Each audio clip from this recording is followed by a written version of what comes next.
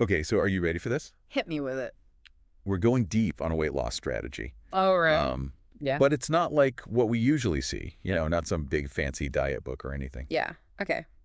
What is it? This is coming straight from a Chinese social media post. Oh, wow. Social media, huh? It's called the Pseudo-ketogenic diet, and honestly, just one post is all we have to go on. Interesting. So just one post, huh? That's all we got. That's all we got. All right. I'm intrigued. Let's see what we can Yeah. unearth here. See if this pseudo-keto thing lives up to the hype. Right. So this whole pseudo-keto thing, it's kind of like they're, I don't know, almost afraid to commit to a full keto diet. Yeah, almost like they're testing the waters. Yeah, yeah. The post actually lays out a really specific meal plan. It's like tons of protein, barely any carbs, and they really seem to hate refined grains. Interesting. Yeah. For breakfast, they've got like eggs, unsweetened oat biscuits, and skim milk, which Oh, sounds pretty standard, I think. yeah, that's not too out there. But then lunch is where it gets kind of weird. Lean meat and veggies, all right, sure. Mhm. But then they say you can have a little bit of rice with a side dish. Huh. Okay. And then dinner is giant salads or lean meat, absolutely no rice or noodles. They even called out stir-fried rice, like specifically, Oh, wow. as the worst thing you could possibly eat. Bad carbs and fat all in one. What do you make of all that? Well, it definitely sounds like they're drawing some inspiration from the ketogenic diet. Okay. You know, where you like drastically cut the carbs Yeah. to make your body switch to burning fat for fuel. Oh, got it. But this pseudo version, it seems like they're aiming for something a little less intense. Yeah. You know, like cutting out all the refined carbs, white bread, pastries, soda, all that processed stuff, Yeah. while still allowing some complex carbs from things like rice and those oat biscuits you mentioned. Interesting. It's kind of like finding a middle ground. So less extreme. Less extreme, yeah. Okay. So not totally keto, Right. but still trying to tap into that fat burning thing. Exactly. And they actually explain it in the post. They talk about how your body burns energy. Oh, They say it burns stored sugar first, then fat, then muscle. yeah. Is that how it actually works? Well, it's definitely a simplified way of explaining a pretty complex process. Yeah. But they're not completely wrong about the order. Your body does like to use glucose first, which comes from carbs, for energy. Right. When you don't have enough glucose, like when you're cutting carbs, that's when your body starts breaking down stored fat for energy. Makes sense. And as for muscle breakdown, that usually only happens when someone's been starving for a long time, not your typical dieting. Got it. The thing is, everyone's body reacts differently to these changes, you know? It depends on your genes, how active you are, your overall health, all that. Okay, so it's more complicated than the post makes it sound. Exactly. Okay, there was this one piece of advice that just made me, I know it just seems strange. What's that? They recommend going for a run late at night or eating an apple before bed Oh. to burn off sugar. Huh. What is the science behind that?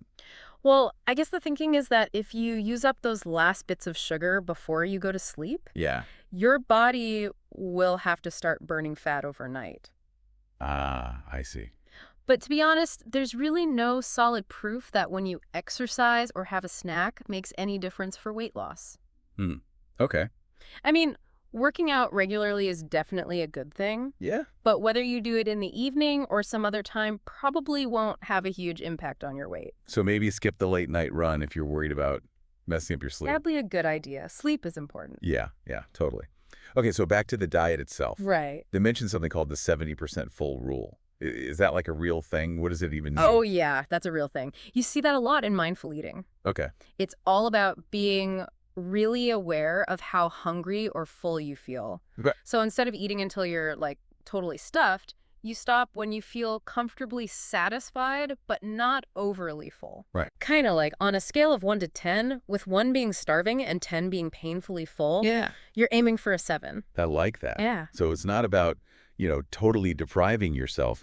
It's about listening to your body. Exactly. Now, one thing in the post that really jumped out at me Yeah. was that the author said, and this was a direct quote, "If it doesn't work, I'll gain 20 pounds." Wow. Talk about putting it all on the line. Right.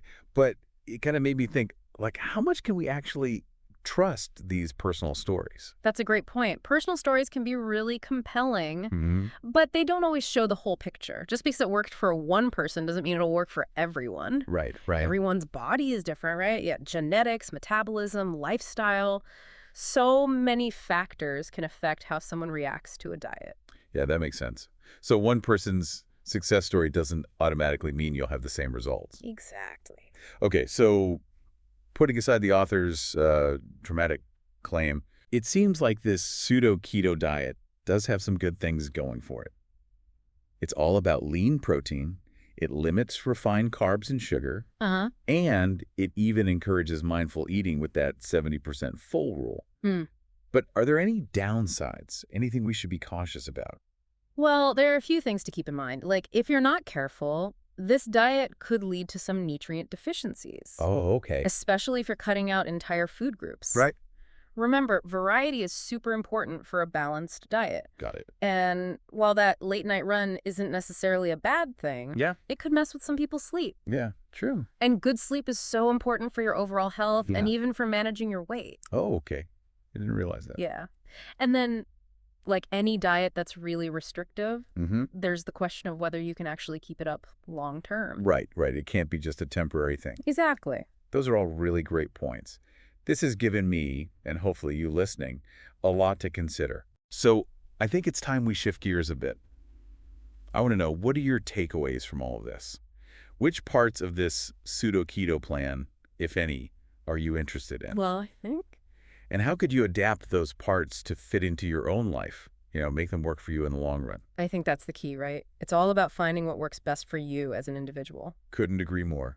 This has been your deep dive into the mysterious world of pseudo-keto, straight from the source. A single social media post. Keep those brains buzzing, keep learning, and until next time, happy diving. Happy diving!